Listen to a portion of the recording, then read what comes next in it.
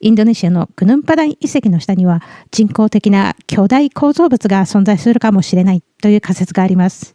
これが最新の地質学データに基づいての研究だということや、その場所がかつてのスンダランドの一部にあたるということで大変興味深い話なのですが、ところがです。その科学的な研究というのが実際どんなものだったのかというのを知ってみると、学術界が受け入れなかったのも無理ないかもしれないなと思える事情が見えてくるんです。今回の動画ではその辺の裏事情を詳しく分かりやすく解説していきますので、どうぞ最後まで聞いてください。グヌンというのは山という意味なのでパダン山と呼びます。パダン山の標高は1000メートル近いですが、3000メートル級の高い山々の連なる山岳地帯の中にあるので、そびえ立つ山というよりは周囲の景色を見渡すのにちょうどいい高台のような山です。大きな柱のような石があちこち散らばって倒れている写真をよく見かけると思いますが、この辺は大きな地震が発生しやすいことでも有名なところでもあって、元は整然と並んでいた石の柱が大昔の大きな地震で倒れて、そのまま長い間放置されていた場所だったんだというふうに想像していただければいいと思います。地元には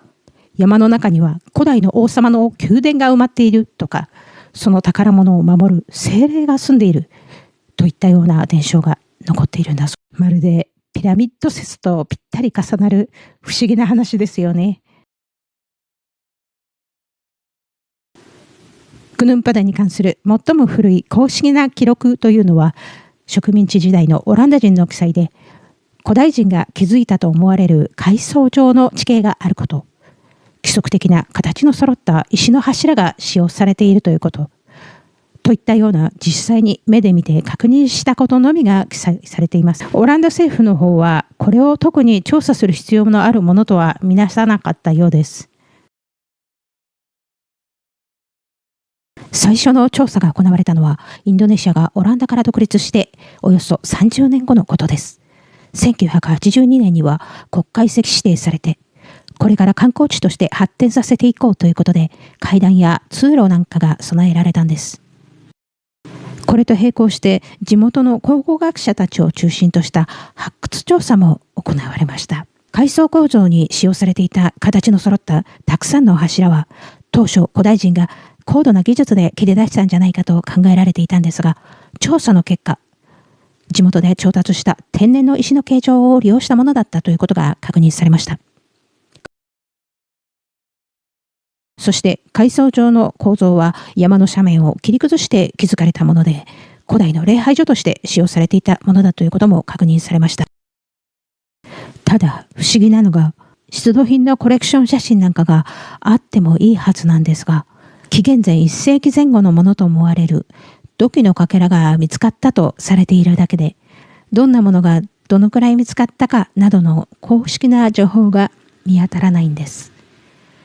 出土品に関する情報が曖昧だという点については、その次の段階の調査、国家プロジェクトとして2011年から2014年に行われた調査についても同じことが言えます。グヌンパダン遺跡の階層構造の下に人工の構造物が存在するのではないかという話は、インドネシア国家機関の地震地質学研究者ヒールマン氏が政府に提出した一つの報告書に始まります。それが大統領の目に留まり、国家プロジェクトとして調査しようということで、ヒールマン氏を隊長とする大統領直属の調査チームが結成されました。それは大統領個人の国の誇りにつながるプロジェクトをサポートしたいという思いのみならず、世界最古の建造物が残る国として国際的な存在感を高めて観光振興に役立てるというミッションでもありました。そして地質学的な技術を駆使した調査が始まりました。レーダーを使って地中の形状を推定して掘削、採集したサンプルの年代を調べるといった調査が続けられました。通常の遺跡調査での地質年代の推定は遺物や活動の痕跡が見つかって初めて必要になる作業なのだそうですが、この調査ではそういう発見のないまま地下の地質年代の推定だけで地下に人工の構造物があるということを証明しようとしていたようです。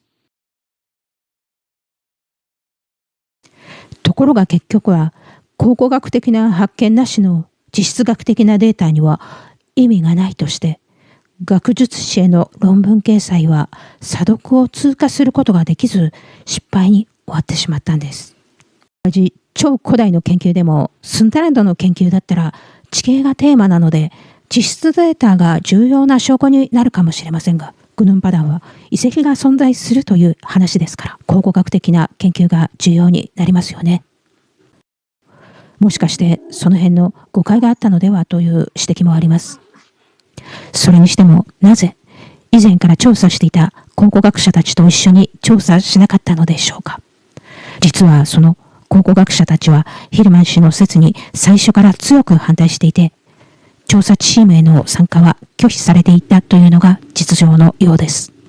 結局多額の国家予算をかけたにもかかわらずはっきりした成果は出ませんでした。大統領はというとこの件に関していつか理解される日がきっと来るだろうといったようなコメントを SNS で流した後、間もなく任期が終了し、次の大統領はこのプロジェクトを継続しませんでした。結果としてヒルマン氏の地質データと古代ピラミッドかもしれないというイメージだけが残った形になりました。もともとこの説はインドネシアの誇りを高めようという文脈で国内の SNS 上で支持されていた説でしたが、2023年ネットフリックスの失われた古代文明シリーズで取り上げられたことで世界的にも知られる存在になっていたようですね。あのシリーズの人気のおかげで海外からの観光客が増えているという話もありますので、ヒルマン氏の調査も全く成果がなかったというわけでもないようですね。でもグヌンパダン遺跡が2万年前の古代ピラミッドではなくて丘の上に作られた礼拝所だったとしてもどうかがっかりしないでください。というのもスンダランドから広がった文化が後の文明の元になったという視点に立つと、ピラミッドの起源をめぐる謎を解く鍵はまさにこの地で探すことができるんです。次回も続いてグヌンパダンを深掘りしていきます。ご視聴いただいてありがとうございました。また次回の動画でお会いしましょう。